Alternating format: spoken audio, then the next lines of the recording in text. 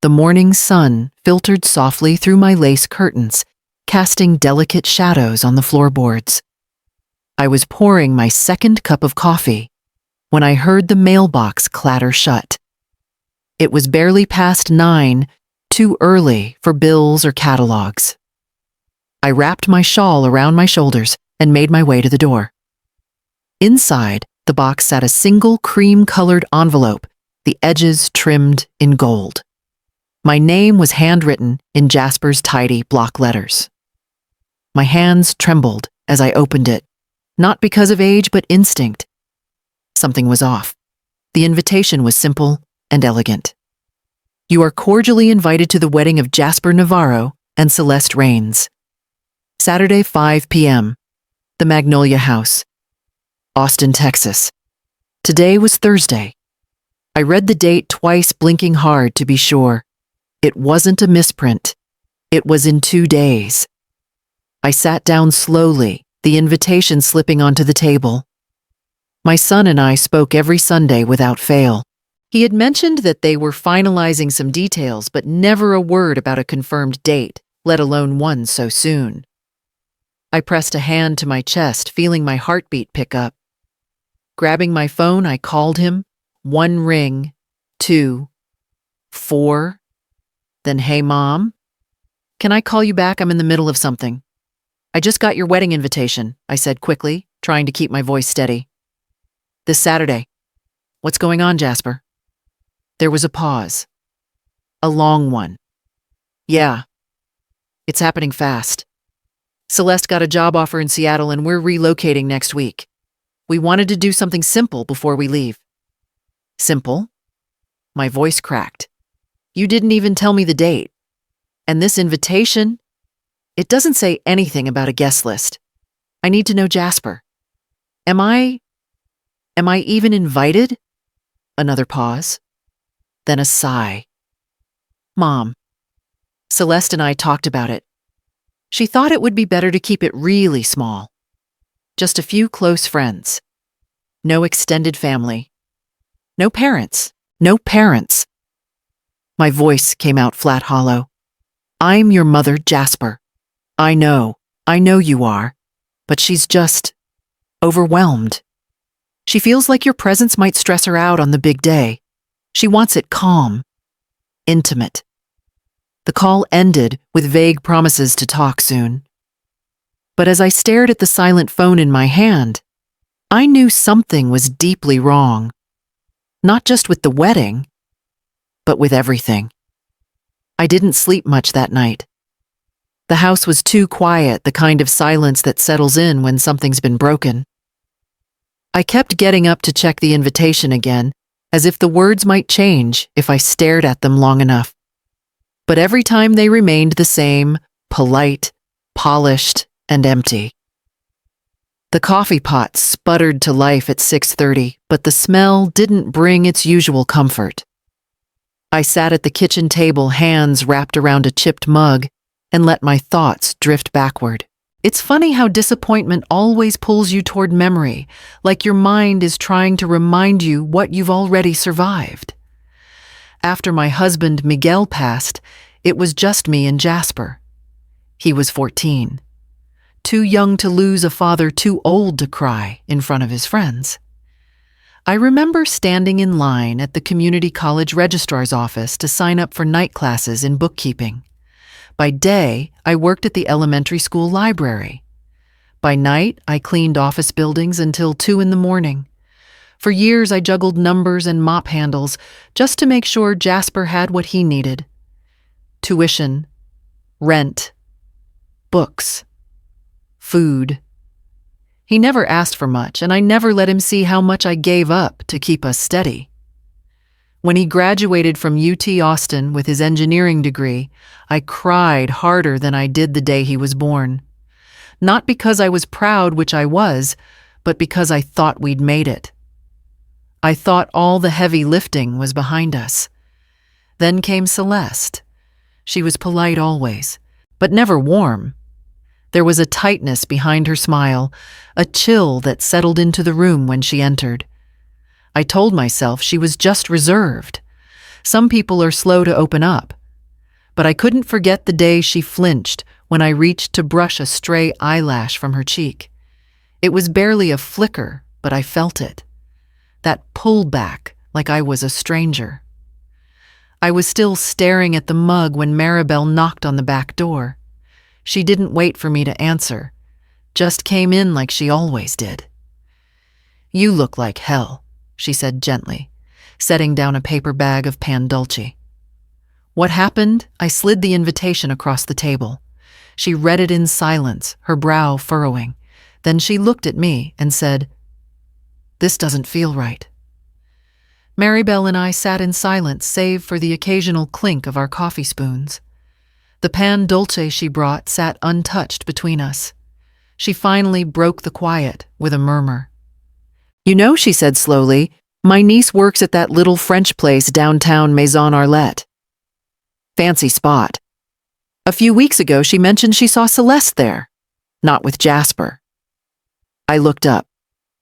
"Are you sure she didn't say much at the time?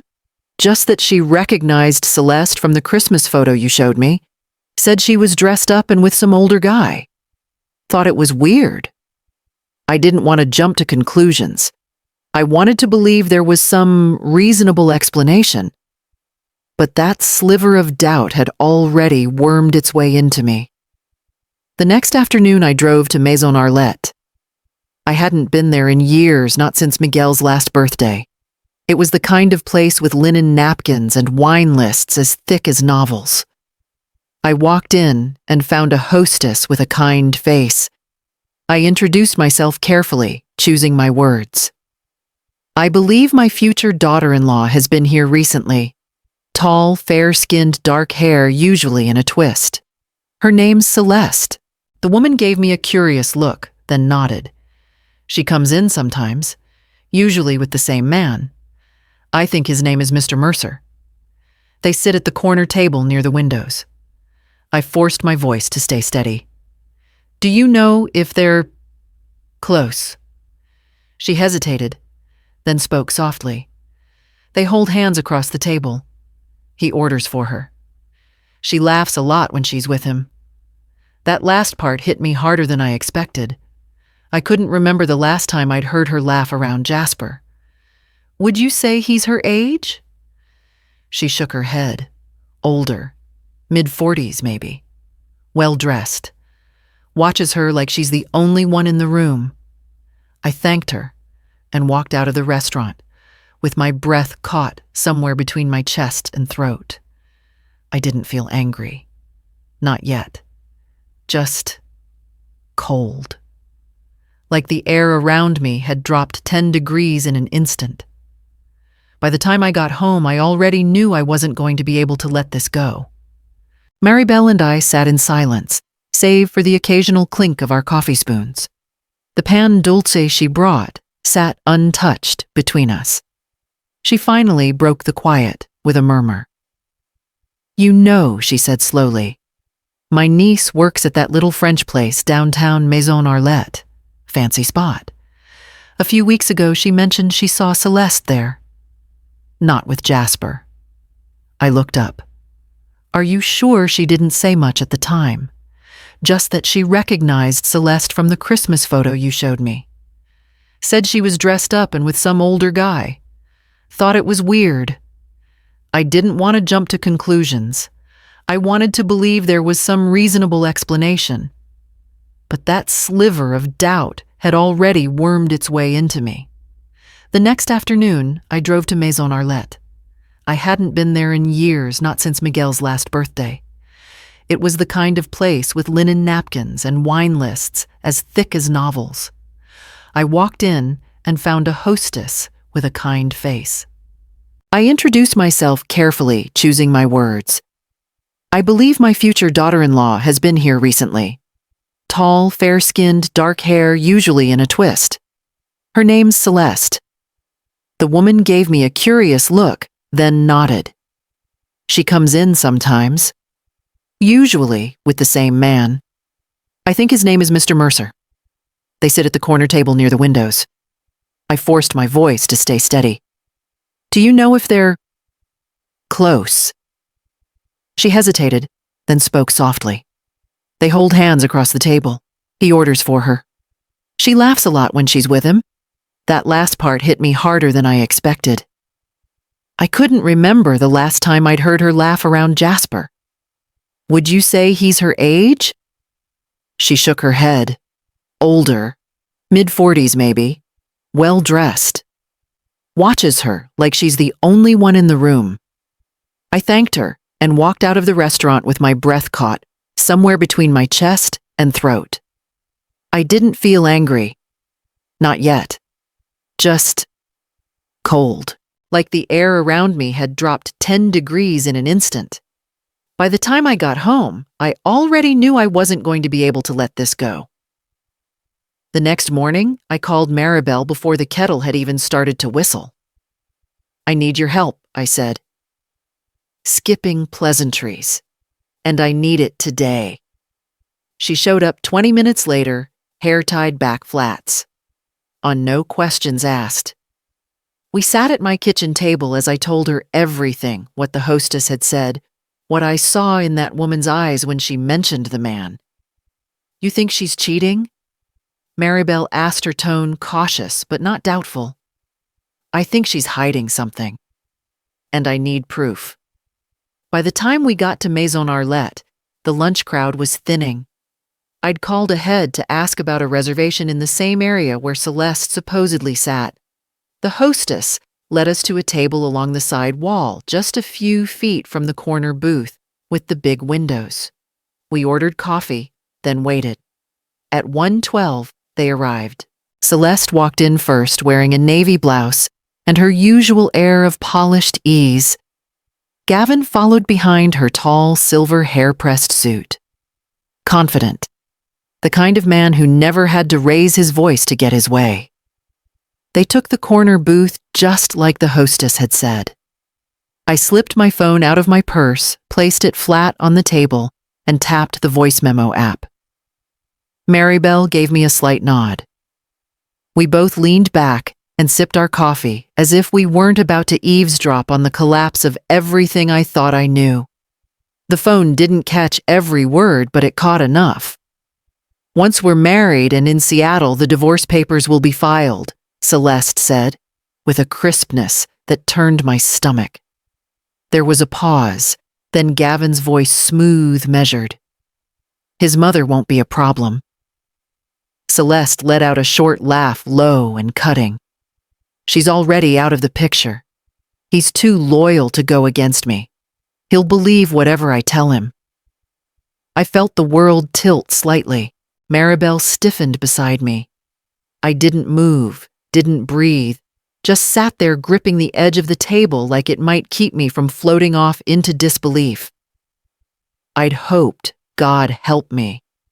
I had hoped that I was wrong, that I'd misread her, that there was a chance this was all some harmless misunderstanding.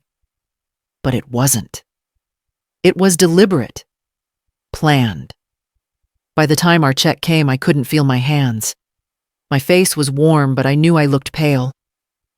Maribel walked me to the car in silence, her arm looped through mine.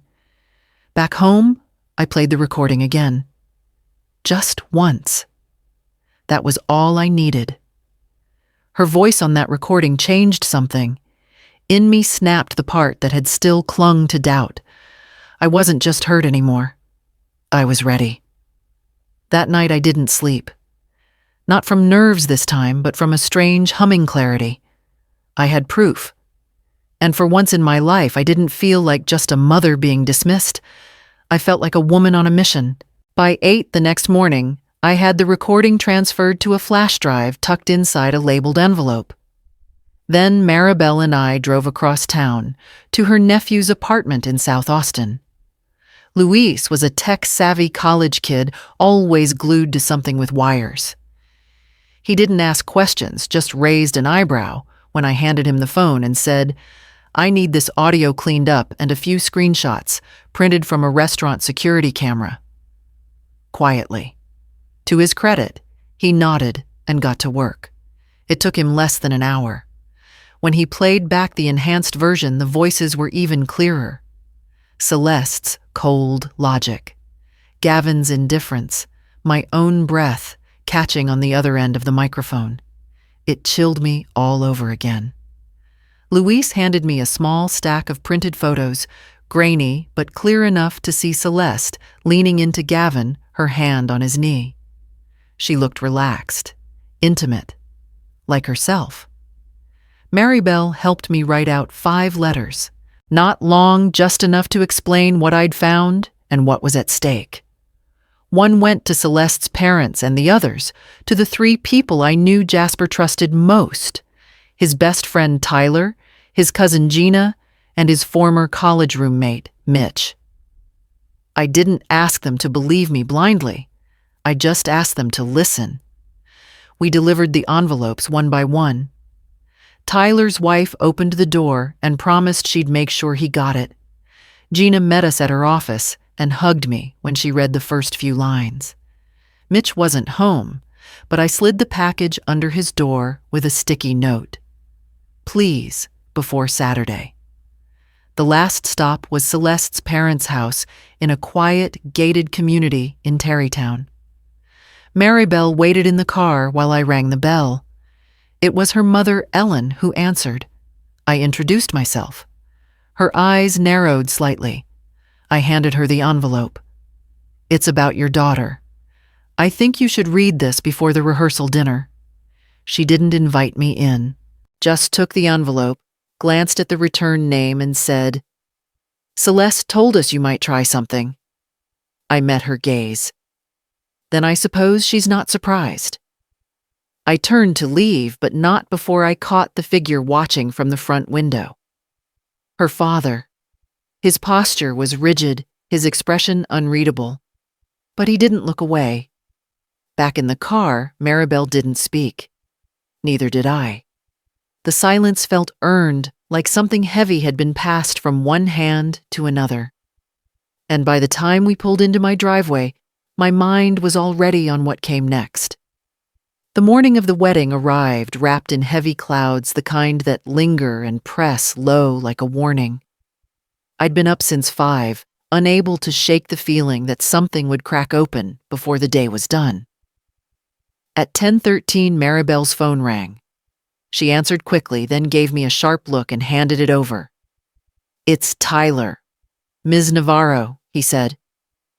Out of breath. Jasper's gone. What do you mean gone?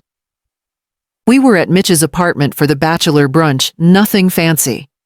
He got a package this morning, your envelope. He read the letter, listened to the audio, then walked out. Wouldn't let any of us stop him. My heart dropped. Has he called anyone? Not a word. His phone's off. We've all been trying to reach him. I handed the phone back to Maribel and grabbed my keys. I knew where he'd gone. Some things don't change, even when boys become men. 15 minutes later, I pulled into the gravel lot near the overlook at Westcliff Park. The same spot Miguel used to take Jasper when life felt too big, after middle school bullies, after Miguel's first round of chemo, after Jasper got his first college rejection letter. I found him on the bench beneath the sycamore, hunched forward, suit pants already dusted with earth. He didn't look up when I approached. I didn't know where else to go, he said quietly. I sat beside him without speaking. I listened to it twice, he continued. Then looked at the photos. I kept telling myself it had to be fake, some kind of manipulation. But it wasn't. Her voice. I know her voice. His hands were shaking. Fingers twisted together like they were trying to hold themselves upright. She said I was easy to control, he whispered. That I'd believe anything. I reached over and touched his wrist gently. He didn't pull away. I thought we were building something real, he said. All those nights we talked about Seattle, about careers and new starts. I thought she wanted it with me, not around me. He exhaled hard as if trying to force the weight out of his chest. How could I not have seen it? Because you loved her, I said softly. And people in love tend to look through the cracks instead of at them. He turned to me, then eyes raw. She lied to me, Mom. To everyone. I nodded. But she didn't win. You walked away. He sat in silence for a long time. Then slowly he straightened his back, wiped his hands against his pants, and stood. I need to be at that venue, he said. They're expecting a wedding. They're going to get something else. We pulled into the venue's lot just before 3. The white chairs were already filled soft music playing under a tense buzz. I could feel the eyes turning toward us as Jasper and I stepped out of the car. Together, his tie loosened. My heart beating like a second clock inside me. Celeste stood near the arbor, perfectly composed in her ivory dress, but her smile faltered the moment she saw him. Gavin was there too, near the floral arch hands clasped behind his back, like he had nothing to hide. Jasper didn't say a word. He walked straight up to the microphone at the front and tapped it twice. The music stopped. The room fell quiet, save for the wind. I know you came today expecting a wedding, he began, voice steady, but cold. But before we move forward, there's something you all need to hear. He reached into his jacket and pulled out the small speaker Maribel had helped me prepare. When the recording began, Celeste's voice calculated and crisp, the silence deepened into disbelief. Murmurs started. Gavin shifted but said nothing. Celeste stepped forward, her voice trembling but sharp. That recording is fake. This is some sick attempt by your mother. No. Jasper interrupted. You said every word. Her father stood near the aisle, jaw clenched. Then without a word, he turned and walked out. A few other guests followed. Celeste stood frozen. Then she snapped. You'll regret this, she hissed. I already do, Jasper replied. She turned on her heel and stormed out Gavin, trailing behind her like a shadow with nowhere left to stand. Jasper stood still for a beat longer, then turned to me. Let's go, he said. I'm ready to face the rest. The house smelled like cinnamon and orange peel, the way it always did on Sundays. I'd just set the table when Jasper walked in, arms full of bakery bags, his face relaxed in a way I hadn't seen in years. Behind him came Lena Harper. Short curls, soft smile, and eyes that looked at him like he mattered. We ate slowly, without rush laughter, rising and falling between bites. Lena offered to clear the dishes.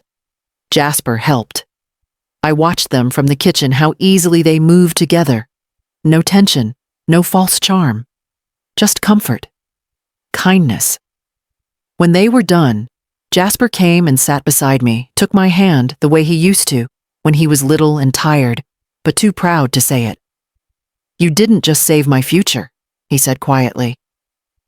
You gave me back my voice. I looked at him, really looked, and saw the man my husband and I had raised, shaped by heartbreak, but not broken by it. Later, after they'd gone and the house returned to its quiet rhythm, I sat in my chair by the window, the one Miguel had built for me the year Jasper was born. I thought about everything that had led to that day at the altar, everything I almost lost to silence, and I asked myself, as I often do now, would I still have done it if he'd hated me for it, if I'd lost him forever? The answer was always yes.